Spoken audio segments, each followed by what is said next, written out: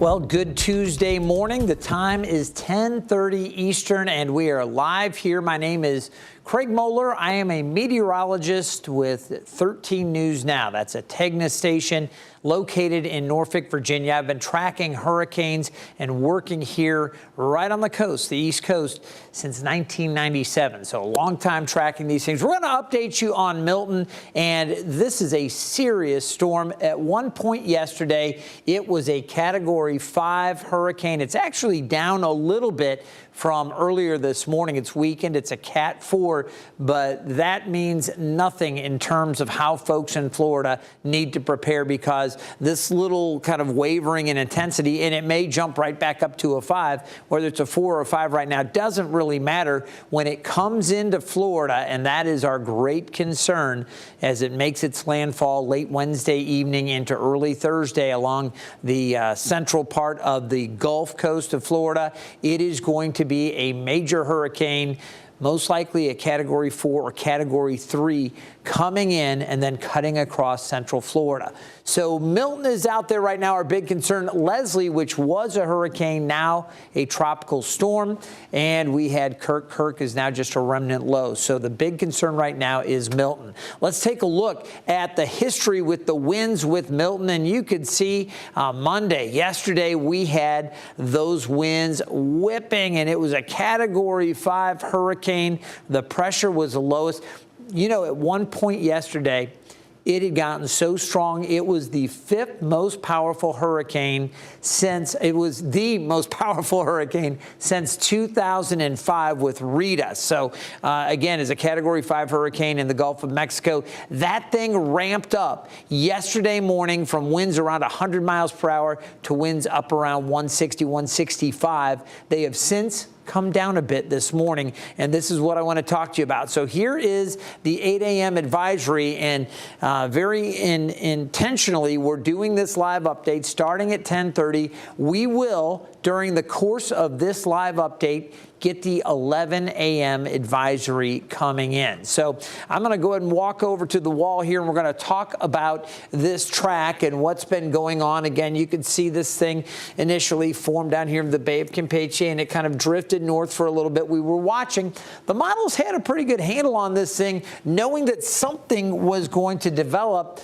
They weren't really bombing it out so much last week. It was looking like we could have a tropical system that would be somewhere in the Gulf, but all signs were pointing to this thing getting stronger more recently. And then I just showed you that intensity really ramping up big time yesterday, jumping all the way up from a Cat 1 and 2 yesterday morning, very early, up to a Cat 5, really intensified. Right now, moving along east-northeast at 12 miles per hour. At times yesterday, it was kind of moving east-southeast a little bit, and then it kind of jogged a little bit. I'm going to show you the eye, how it looked and how it's kind of maybe regenerating and getting reorganized here as we go along. I'll take a look at the color-enhanced satellite images. But right now, it's Category 4 as of 8 o'clock. We'll see what happens at 11. You'll notice there is that potential for it to get back to Cat 5. And then as it goes through the overnight and into early Wednesday, expecting it to be a Cat 4 for a while. Winds around 155 to 145.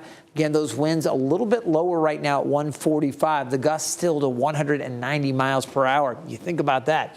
As it makes its run towards the central Florida Gulf Coast, it's likely to be a major hurricane. We expect that at landfall, and right now it's projected to come very close to Tampa. So we're going to be watching that rolling over Tampa, coming very close to Orlando, the center, maybe just a little south, but somewhere very close there, and then cutting back out over the Atlantic Ocean, initially as a hurricane, but eventually kind of getting swept up by a frontal boundary that we'll talk about a little bit later on. That frontal boundary is going to help escort it off as a post-tropical system Friday into Saturday and Sunday. Again, you'll note most of the southeast U.S. spared, the mid-Atlantic spared as well. You'll get maybe some of the outer bands, some rain back here, a little bit of wind. There are tropical storm watches up for some of these areas up into South Carolina, but the brunt of this storm really impacting central Florida. That is the key message. So that's how I was looking at 8 o'clock. Now we're taking a look at this radar, or the satellite, and it's color enhanced. It almost looks like radar. radar, I know that.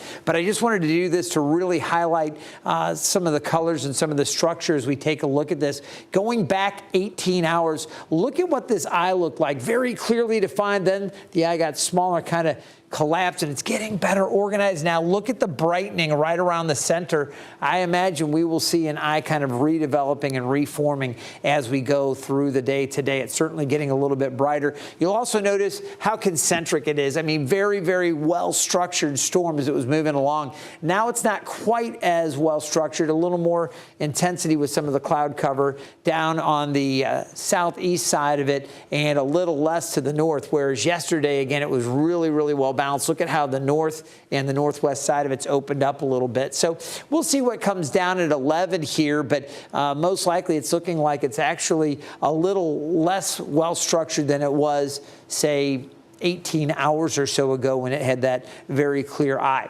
All right, it is still moving along. It looks like maybe turning a little bit more northeast of the east-northeast trajectory it's been on. Again, that's just a look at that radar or the satellite loop. We will get the official update coming in really almost any time, probably within the next 10 minutes or so. All right, the hurricane warnings are out for Tampa. You can see Orlando extending all the way up to just south of Jacksonville. Jacksonville's actually under a tropical storm warning. The warnings go all the way up through the Big Bend. You think about how hard this area was hit by Helene just a couple weeks ago. And South Florida, Miami, West Palm, some of these areas, Lake Okeechobee, all of these areas under tropical storm warning as well. But you can see that area highlighted in this magenta color. This is the heart right here of this storm coming across this area, then eventually crossing back out on the other side and over the Atlantic. All right, we'll take a look at the satellite and the radar images here in the mid-Atlantic. Not much going on. We had a front push down to the south, and that is allowing for, you know, that system to be just really shunted down to the south. It's not going to be able to get up very far. I do think some high clouds will override into the mid-Atlantic region. And as we take a look here at the storm system, you'll notice some rain down across South Florida. There is a frontal boundary here, and it's this front that's going to keep Milton a little farther to the south. Let's go ahead and take this full, again, this graphic, and I'm going to step over so I can talk a little bit more about how this is all kind of coming together and playing out. Again, down to the south, we've got the circulation, and I'll point out one other thing here. This area of low pressure here is something the Hurricane Center is also monitoring for potential development as that moves off to the east. It's only got a 20% chance, but it is something that's kind of interesting. It's been a rainmaker over South Florida. That is not Milton, okay? Don't think about that. Milton, obviously, right here, and this is the one that's going to make the run up towards Florida. Now, we do have this area of low pressure here along the front, and this, again, with this frontal boundary is going to act to kind of pull Milton along. So what I expect, again, a little bit more of a turn to the northeast with Milton, and then as it interacts with that front, it's going to shoot off to the east. That's the general thinking with this system. We'll take a look at the Euro, and I'll show you a couple of the global models. The European model, again, traditionally has done a pretty good job with these systems. I got to tell you, the GFS or the American model seems to be doing maybe a little bit better job this year. There have been a lot of improvements to the GFS, a lot of money that the U.S. and research has put in to improving the GFS, and it really appears to be paying off. But we'll take a look at both the Euro and the GFS, then I'll show you the spaghetti plot and all of the different models at the Hurricane Center, or a lot of them, that they are running. So first the Euro, and you can see as we take you through the day into early Wednesday. So this is through the day today and into early Wednesday morning. It's making that run up towards Florida here. Again, still a very healthy hurricane, very powerful storm coming in. And you think about this, as it's moving along, it's pushing water up towards the Big Bend. Remember that we're talking about, again, a lot of energy here kind of wrapping up into Florida. And the way that the coast is set up, some of these areas that open to the southwest and the south really could collect a lot of this with the wind-driven waves and a lot of that energy, a lot of that water. So storm surge, a big concern, and I'll show you the storm surge alerts that are out, some of the warnings that are set. We'll also talk about potential inundation there in Florida. As this system comes through, basically the Euro is tracking right over Tampa and Tampa Bay, St. Pete's, this area, coming through, and then it moves it out. And again, kind of ejects it off there to the east with that front catching it and then riding it along. Notice how it really weakens as it moves away and kind of gets eaten up by that front, becomes post-tropical.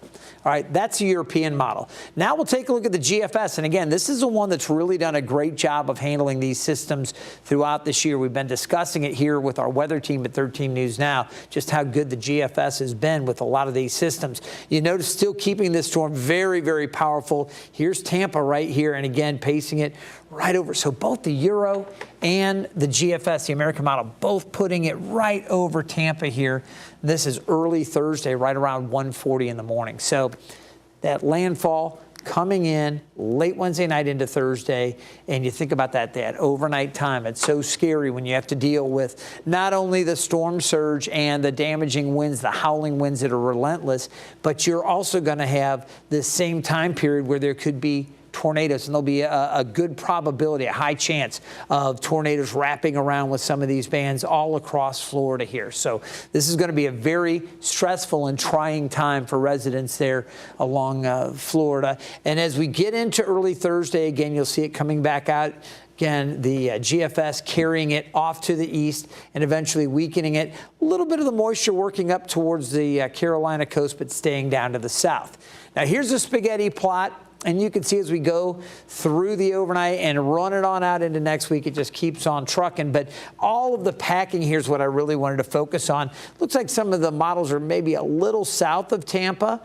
Previously, these models were maybe a little bit farther north, but we're still looking at somewhere very close to Tampa, maybe just a little bit south based on the packing of the spaghetti plot there. Again, I think if you live in Tampa or anywhere close here in the central Gulf coast of Florida, you need to be prepared. It is going to be a bad system. Take a look at the arrival of the tropical storm force winds, 39 miles per hour or greater in this area shaded in yellow. And this is one of the products that the National Hurricane Center puts out. We can show you this. We'll take it full. And basically what you see, Fort Myers, Sarasota, Tampa, all these areas watching and waiting. This is early in the morning on Wednesday, the leading edge of those tropical storm force winds pushing close to the coast. Late morning on Wednesday. As the day continues, those tropical storm force winds will move across Florida, and the stronger tropical storm force winds, winds of 55 miles per hour or greater, start to push towards the coast. So now we're getting into the late afternoon and early evening time period. Note the hurricane force winds a little farther off to the west, still offshore, closer to the center as this thing moves along. Those are the winds in excess of 74, 75 miles per hour. So it comes on through, and there it is right over Sarasota and Tampa. Direct hit right there. And again, this is one of the models for the wind fields associated, the wind radii from the Hurricane Center. So it brings it across. As it moves across Florida, the area of hurricane force wind starts to get smaller here as it weakens, and then eventually it moves off. Now, the storm surge alerts. I mentioned there would be a real concern for storm surge, and we'll talk about water levels, potential, and we'll get into inundation here in a moment. But I got to tell you, even up through the Big Bend, there is the potential. There are storm surge warnings out for this area. And again, Helene just waylaid these folks up here. It was terrible. And now they have to worry about storm surge associated with Milton as well. This extends down through Tampa and Sarasota. They are all going to be watching that. Now, what kind of potential storm surge are we looking at? Again, models kind of projecting we could see 12 feet or more from really around Tampa, Sarasota on down to the south. Fort Myers more likely to see between 9 and 12. South of that, 9 feet. Off to the north a little bit less as well, but you still have the potential for storm surge all along the Gulf Coast here of Florida, all the way up to the Big Bend. So a lot of concern there. And I'll just mention on the backside, you could also see some surge, even as the system's exiting, the wind's wrapping around. I'll talk a little bit more about that in a moment. But certainly for Tampa, again, through Sarasota, you see that 12-foot or maybe 12 to 13 or 14 feet of storm surge, a possibility, something we're going to be watching. And this could tick up, or it may be dropped a little bit over the next 24 hours leading up to this. So that's why it is so important that if you have interest here, or certainly property or family, friends, loved ones in this area, that you stay updated as more information comes in. So down through Port Charlotte, again, we have this really high storm surge potential. Down south of Port Charlotte, as we look that way, you see slightly lower amounts, but still a lot of storm surge. I mentioned on the backside, as it exits, it's still going to be throwing some water back, and with the wave action, there could be some issues even around Daytona Beach or maybe up towards Jacksonville. Now, the main push with the storm surge, take a look. This is a model that the Hurricane Center puts out to suggest potential for inundation, and these areas shaded in orange and red indicating areas that could have 6 feet or more, maybe greater than 9 feet in some areas if everything sets up just in a way that would be terrible for this area, obviously. But you can see some significant flooding throughout the Tampa Bay area. You can see Progress Village, Gibbonston, Apollo Beach, some of the communities there. As you head down south towards the area around Cape Coral, and you see Boca Grande, these barrier islands, very concerned for that. Fort Myers, obviously needing to watch with some of these inlets. Again, the potential for flooding is real. Now, the one upside to this, when you talk about these storms moving along, there's even some potential for flooding down through Marco Island, obviously Naples, a lot of concern there. The one upside is that the system is moving along when it gets to Florida. It doesn't look like it's going to just stall out and camp for a long time. That's when we have tremendous amounts of freshwater rainfall flooding. This looks like it will be progressive, so we've got to brace for the storm surge and deal with that. And then eventually, as it moves through, that will exit and move away pretty quickly. Now, I mentioned a couple other areas. I'll just touch on the tropics. We're going to come back to Milton. Let's take this full again so I can get over and do just a little bit of highlighting for you. Basically, in addition to Milton, we still have Leslie out there, and we're watching Leslie. That is out in the central Atlantic, but really it's going to turn to the north and weaken. It is now just a tropical storm. Two other areas we've been watching. That one area I showed you over South Florida right now, a 20% chance of development, and a 20% chance of development for that one out around Cape Verde and the Cabo Verde Islands. So we're going to continue to monitor that very, very closely. As we take a look at the track on Milton, again, none of those other systems really a threat to the United States at all. So that is good news. We do still have the 8 o'clock update. I'm anticipating the 11 o'clock update pretty much at any moment now. It should be coming in. We are looking at this system very strong. Again, looking at the north and northwest side, it does appear to be weakening just a little bit, or at least it's not getting the same intensity around. I can come back out to camera here and show you. Again, we're seeing a little bit of brightening near the center of circulation, and we may see that eye kind of reforming, but where you have these purples, these colors kind of indicating the super high cloud tops. And previously, it was wrapped all the way around. It was like a perfect tire or a donut. You think about that. Well, now it looks like somebody's been munching on the donut in the north and west quadrants of that. So this is not quite as impressive from a satellite image as what we were seeing earlier, say 18 to 12 hours ago. But this is still an incredibly powerful storm, and it is still going to make its run towards Florida. So we need everybody to be mindful of that. As we take a look at, again, the watches and warnings that are out, the warnings, the hurricane warnings extend across Central Florida, Orlando, Tampa. You know, we were running stories on the Magic Kingdom and Disney World there. kind of saying, you know what, we're going to pause on things. They quit taking hotel reservations. That was one of the reports coming out. And they were saying, you know, let's get through this and then we'll be open for business once it passes. But this is being taken very seriously there. And I've had folks from different parts of the country reach out to me asking about this. What I will stress, if you are down in Florida, listen to your emergency managers. It is so critical that you do that. Again, they are in constant communication with the forecasters from the National Hurricane Center. If they tell you to evacuate, and I know there have been a lot of evacuations ordered, go. This is not one that you want to try to ride out or play games with. This is going to come in as a major hurricane, and it will be potentially just devastating for the central Florida coast, across Central Florida, and then again exiting on the other side as a weaker system. So right now we're looking at a system that is still very healthy, Category 4. It may fluctuate a little bit. That's one of the things we were talking about. And as I jog this forward a little bit, you'll notice how the Hurricane Center still had this thing intensifying a little bit more later today. That was at the 8 o'clock update.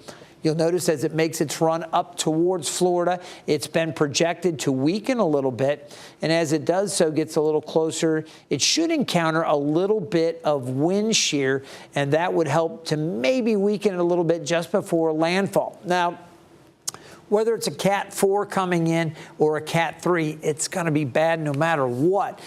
Don't split hairs on that. And the other thing is, don't just worry about that center line of the projected path and the cone of uncertainty. You take a look here, how it widens out a little bit. Anywhere within this area, you're going to be dealing with some significant issues with this. We talk about the wave action, the storm surge, all of these issues, and it's something that you just can't play games with. So very important, folks.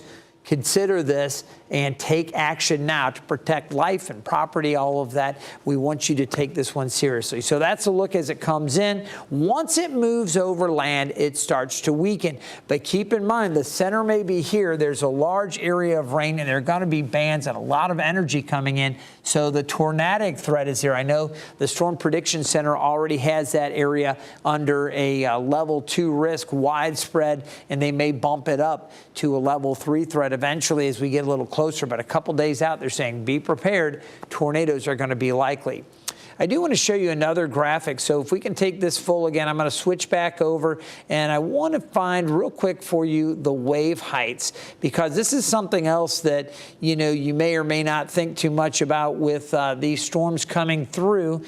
Basically, what we have with the wave heights, the storm system kicks up a lot of energy in the Gulf of Mexico, and those seas build. So the models were projecting wave heights that were building to around 30 feet or so, and I'm going to go ahead and shuttle through this. So here's our wave height projections. Again, one of the models, you take a look here, and you can see that area in yellow, and I'll go ahead and just mention that area there. If you look at the key, you're talking 30 to 35 foot seas there in the Gulf of Mexico near the center. As it gets a little closer to the coast, you start to see some of those oranges showing up, indicating 35 to 40 feet. So a lot of wave action here. I think about the oil rig operations there in the Gulf of Mexico and some of the different things that are impacted by these types of wave heights, but this is super impressive. Now, when we get into the darker reds, there potentially you have wave heights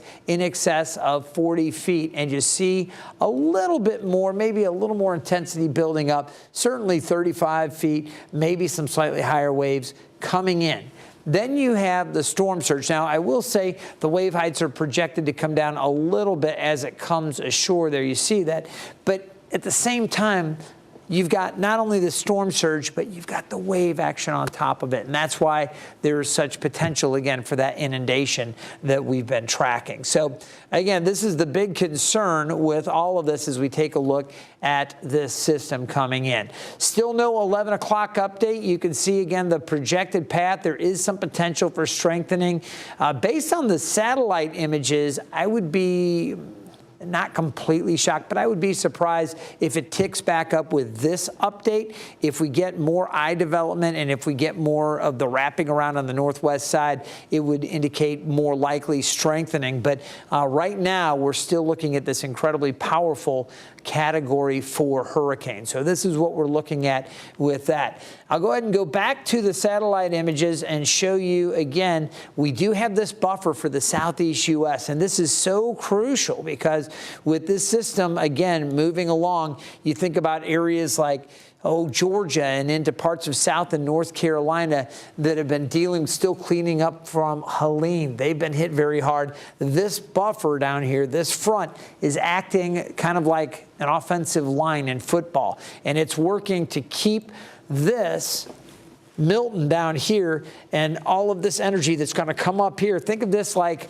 this is a pass rusher and the quarterback is up here in the southeast U.S. This front is going to act like the O-line and keep it down to the south. It's going to create blocking. And unfortunately for Tampa, obviously Milton is going to come up through your area, but this front is going to act like that O-line and protect everybody back off to the north. So that's what's happening with that. I just wanted to share that in case folks maybe up into the Carolinas were worried, saying, this thing's coming up. We've seen a lot of these come up through the area before, but in this case, all of the models, again, pointing to this thing staying down to the south. We'll take a look at the forecast guidance on this again, and you can see with the spaghetti plot how the models are very much in agreement, taking it across central Florida and then racing it off to the east. And eventually it gets absorbed in that front that I just told you about, kind of acting like the O-line and carrying it off in that general direction. So confidence is very, very high, unfortunately, again, for folks along the Gulf Coast, the central Gulf Coast of Florida. Confidence is very high that it's going to come into this area. And now it just comes down to really pinpointing the intensity at landfall and making sure everyone's prepared for all of the different scenarios that will likely play out. And I will say that the intensity forecasting has still been the greatest challenge to the general forecast community.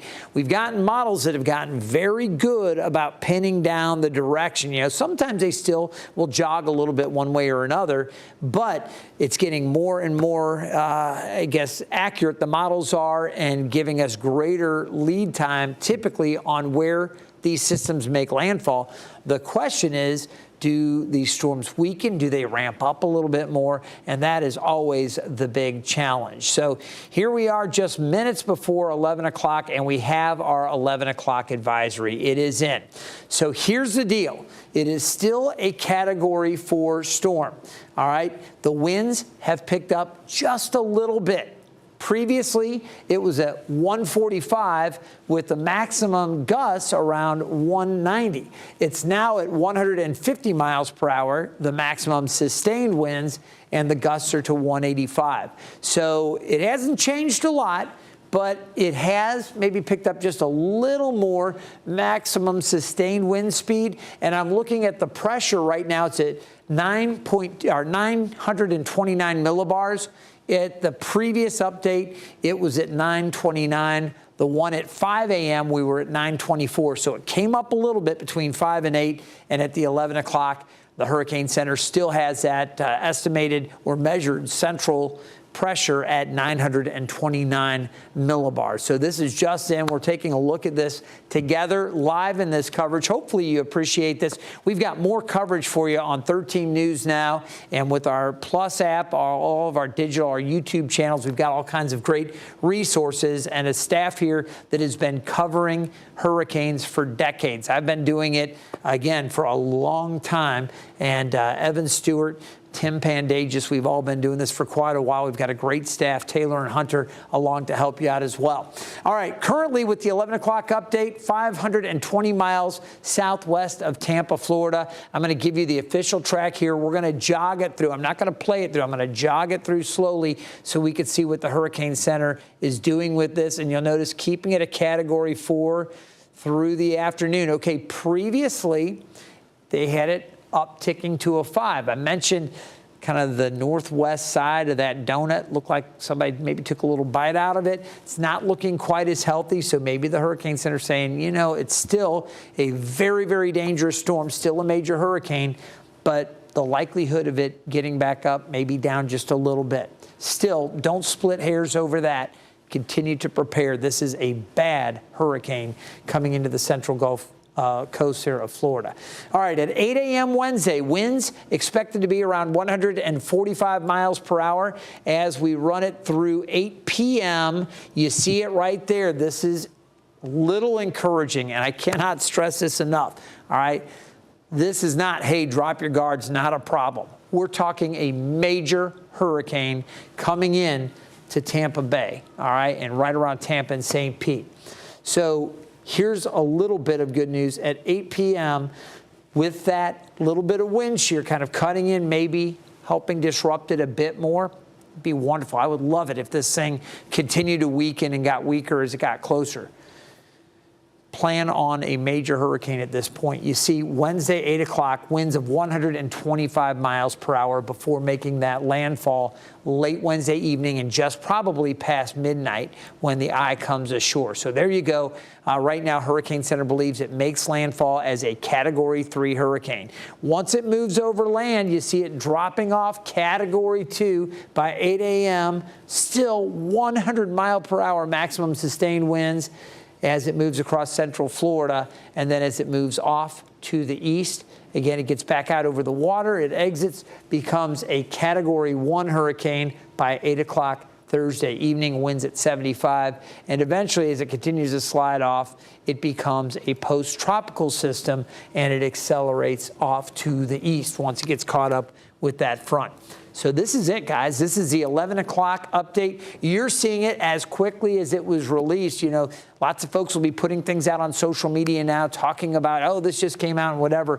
We're looking at this in real time together, and I can show you it's real time because I haven't even had time to adjust where we put the little flag showing the conditions. You're looking at this the same way I am right now, but at least there are a couple little things that at least a little bit of encouragement here. Again, Category 3 by 8 p.m. Wednesday, winds of 125 coming in right in that area, right around Tampa. Still a potentially devastating blow to that area. Storm surge, a big concern. Okay, winds obviously damaging. Tornado threat all across Florida, especially central and southern Florida as this comes through, and then it exits and moves out after that. Very important that you stay tuned, you stay weather aware. If you have interest in Florida, there will be a lot more information coming down over the next 24 to 48 hours as we track this across the Sunshine State and eventually say so long to that. For now, this is the latest on Milton. And again, I really encourage you to stay aware. Listen to emergency managers. If you are in Florida and you're trying to get information on this, this is the very latest, and we will continue to keep you updated from 13 News Now.